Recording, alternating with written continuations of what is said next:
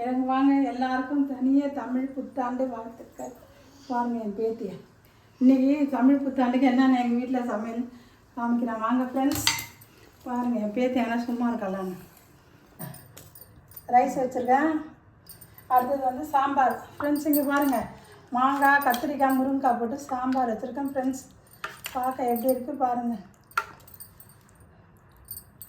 தமிழ் புத்தாண்டு வாழ்த்துக்கள் எல்லாருக்கும். இங்கே பாருங்கள் பாயசம் வச்சுருக்கேன் ஃப்ரெண்ட்ஸ். சிறுபருப்பு போட்டு பாயசம் வச்சுருக்கேன். அதுக்கப்புறம் வந்து இங்கே பாருங்கள் ஃப்ரெண்ட்ஸ் உருளைக்கிழங்கும் பட்டாணியும் போட்டு தொக்கு வச்சுருக்கேன். மாங்காய் கொஞ்சம் தாளித்து ஊறுகாய் மாதிரி வச்சுருக்கேன் ஃப்ரெண்ட்ஸ். இன்றைக்கி செய்யணும்ல அதனால். இங்கே பாருங்கள் ஃப்ரெண்ட்ஸ் மாங்காய் பச்சடி பண்ணியிருக்கேன். பாருங்கள் ஃப்ரெண்ட்ஸ்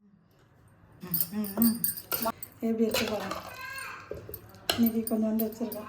ஸ்வீட்டு வேணுன்றதுக்காக பாயசம், மாங்காய் புளிப்பு வேணுன்றதா மாங்காய் பச்சடி, கொஞ்சம் மாங்காய் ஊறுகாய், வடை, சாம்பார், உருளைக்கிழங்கு ஃப்ரெண்ட்ஸ். இங்கே பாருங்கள் அப்பளம் மட்டும் போடணும் ஃப்ரெண்ட்ஸ். அப்பளம் எடுத்து வச்சு